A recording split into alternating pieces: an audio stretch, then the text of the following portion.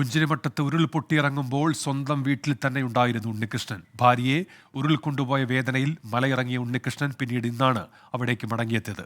ഇനി നാട്ടിലേക്കില്ലെന്ന കണ്ണീരോടെ പറയുകയാണ് ഉണ്ണികൃഷ്ണൻ.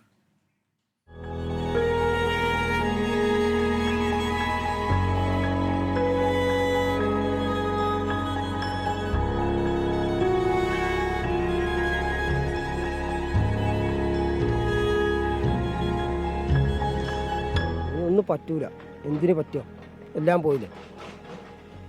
കൂട്ടുകുടുംബം എല്ലാവരും, ഭാര്യയും പിന്നെ ഏട്ടൻ്റെ മക്കളും ഏട്ടനും ഒക്കെ പോയി, എല്ലാവരും പോയി. ദൈവത്തിൻ്റെ അടുത്ത് പറഞ്ഞിട്ടും കാര്യമില്ല, കുഞ്ഞു മക്കളെ വരെ ദൈവം കൊണ്ടുപോയി.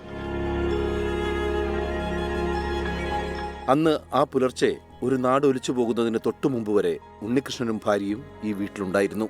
മലവെള്ളപ്പാച്ചിലിൽ കാണാതായ ഉണ്ണികൃഷ്ണന്റെ ഭാര്യയെ ഇതുവരെ കണ്ടുകിട്ടിയിട്ടില്ല. ബന്ധുവീട്ടിലേക്ക് പോയതിനാൽ മക്കൾ രക്ഷപ്പെട്ടു. ആ മണിക്കൂറിന്റെ ഭീകരത ഇപ്പോഴും ഉണ്ണികൃഷ്ണന്റെ കണ്ണിലുണ്ട്. ഇനി ഈ നാട്ടിലേക്കില്ലെന്ന് വേദനയോടെ പറയുകയാണ് ഉണ്ണികൃഷ്ണൻ. പഴയ ജീവിതം ഇനി തിരിച്ചു കിട്ടില്ല. ഇനി ഈ നാട്ടിക്കില്ല, ഈ മുണ്ടക്കൈ പ്രദേശത്തേക്ക് ഇനി മടുത്തു, ഇനിയില്ല, മടുത്തു.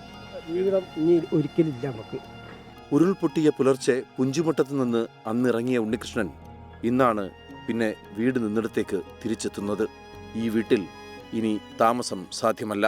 അപ്പോൾ ഉണ്ണികൃഷ്ണനെ പോലെയുള്ള കുറേ അധികം ആളുകളെ നമ്മൾ വേദനയോടെ കാണുന്ന ദിവസമാണ്. ഇതാ ഇവിടെ ഇന്നാണ് ഇവിടെയൊക്കെ JCB വരുന്നത്. JCB വന്ന് വീടിനകത്തുള്ള മണ്ണൊക്കെ ചെളിയൊക്കെ മാറ്റി അവിടെ ഒരു വീട്ടിൽ നിന്ന് കുറച്ച് പണമൊക്കെ കിട്ടിയിരുന്നു എന്ന് പറഞ്ഞപ്പോൾ നേരത്തെ പറഞ്ഞിരുന്നു. അവിടെ ഷെൽഫിൽ കുറച്ച് പണമുള്ള കാര്യം പറഞ്ഞിരുന്നു.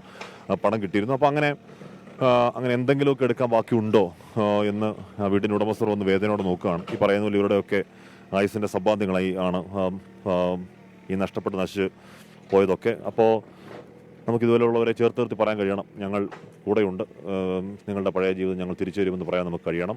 പുഞ്ചിരിമട്ടയിൽ നിന്നും ക്യാമറമാൻ രാഹുൽ VS-നും ഉണ്ണികൃഷ്ണനോടൊപ്പം ഹാഷ്മി താജ് ഇബ്രാഹിം, 24.